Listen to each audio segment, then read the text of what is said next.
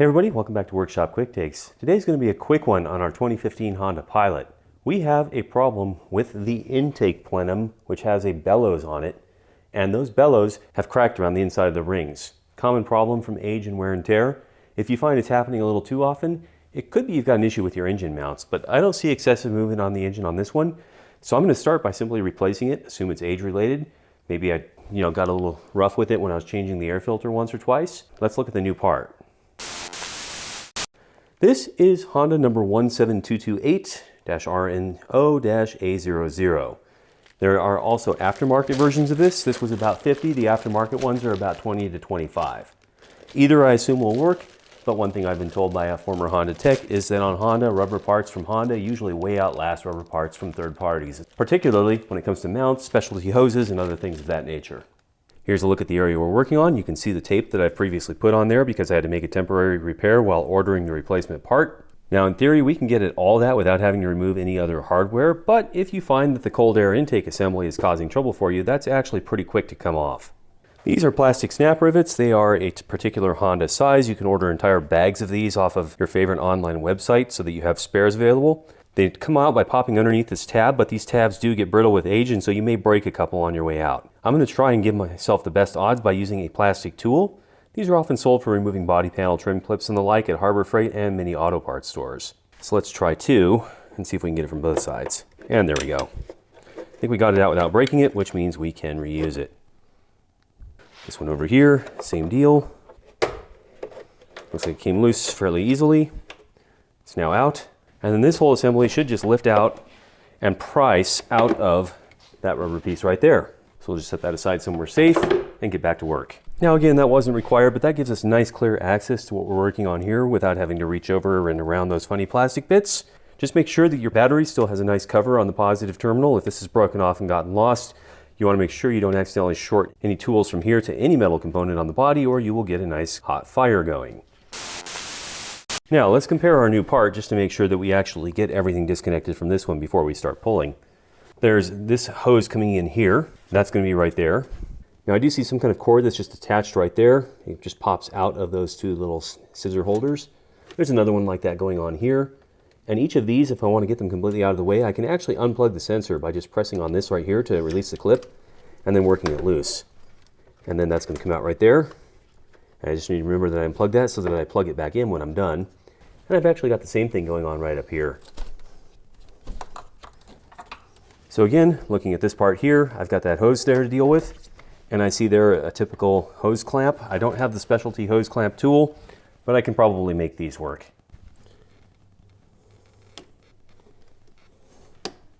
It's an impressively strong hose clamp considering how little work it actually has to do at this location.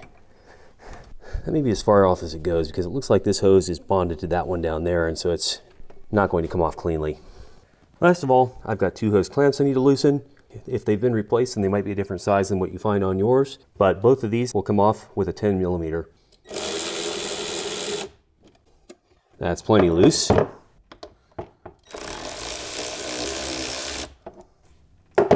Okay, based on what we saw on the new one, that should be everything, but now we have a choice. Do we try and just work this off of here as it is, or do we remove the airbox cover? I could probably do this by really manipulating it and abusing it, but then I'd have to do the same thing to get this one back on.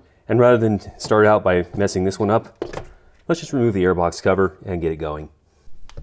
Now the stock airbox does have 4 screws/bolts. You can remove them with a Phillips. 1, 2, 3, and 4 is hiding back down the back side there. Now unless something bad has previously happened to your airbox, these should be captive screws. They won't pop all the way out. And you can remove them with a Phillips if you want to, but they will also come out with an 8 millimeter socket.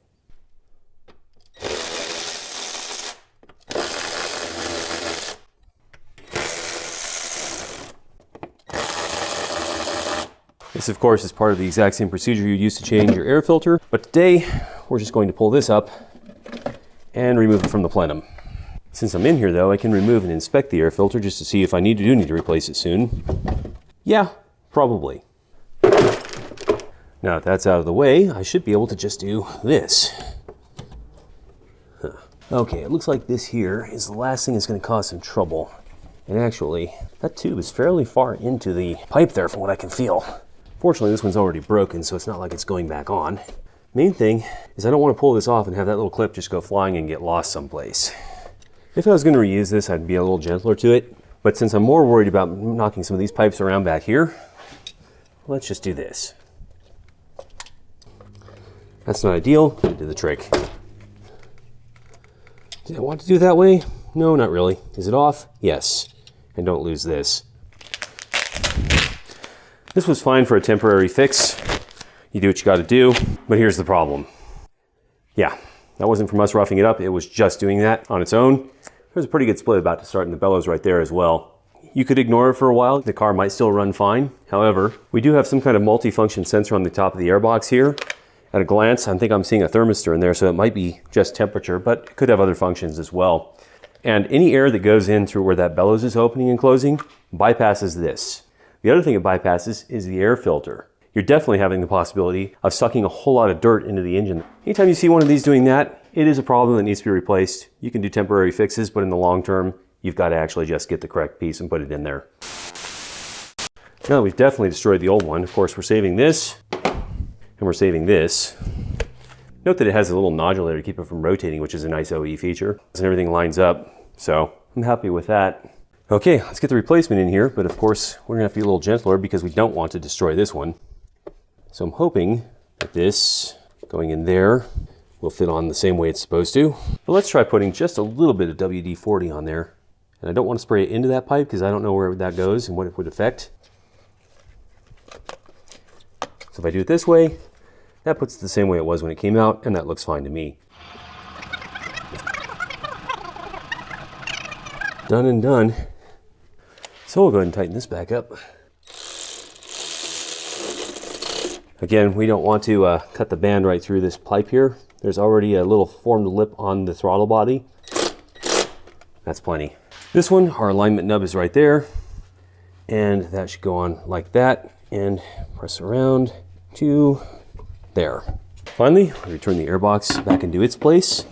I need to make sure that as it comes onto here, it's also landing in the correct spot on top of the plastic box itself. And it looks like it is. So that there should be fine. And this here just needs to be worked up until it's back over where it was before. Done. And remember, this is going onto a piece of plastic. You definitely don't want to over tighten this one because not only can it cut into here, it can also just split that. We'll tighten the 4 screws we loosened on the airbox.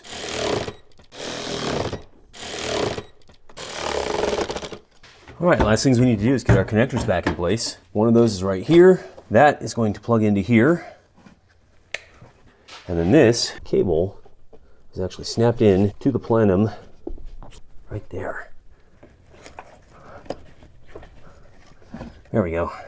The purpose of that is to help prevent strain on the wires there. Then got the very same situation going right there. That's this one. It plugs back into here. There we go. Okay, so quick check. We removed a connector here. It snapped in, we heard it. We removed a wire here. It snapped back in. We removed that clamp there. It's back.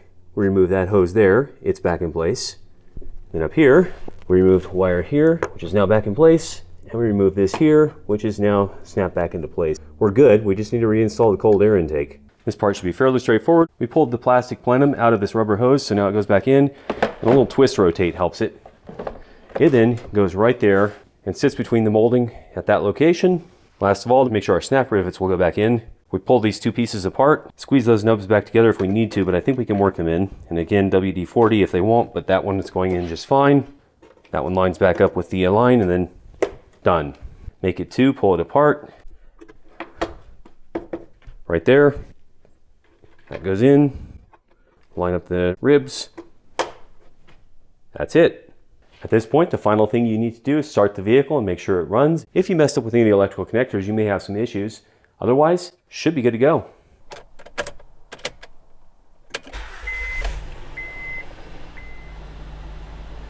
And we are running just fine. We didn't get a check engine light. That means we are good to go.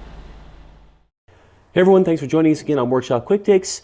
Now that you've seen that maintenance done, hopefully that gives you some ideas for cheap and easy things you can do to keep your vehicle going. Why does it matter? Well, Again, like we talked about during this episode, once you start having air bypass a sensor, you can run into problems. You can start getting engine trouble codes, and it looks serious, and then you spend a bunch of money on a mechanic and troubleshooting, only to discover it was something cheap and relatively easy that you could have fixed yourself. So when you're under the hood, checking your oil, checking your fluids, if you see something like that, get on it quickly and avoid all of that problem for a lot less money than paying someone else. So thanks for joining us again today, and we'll see you again next time, whenever that is.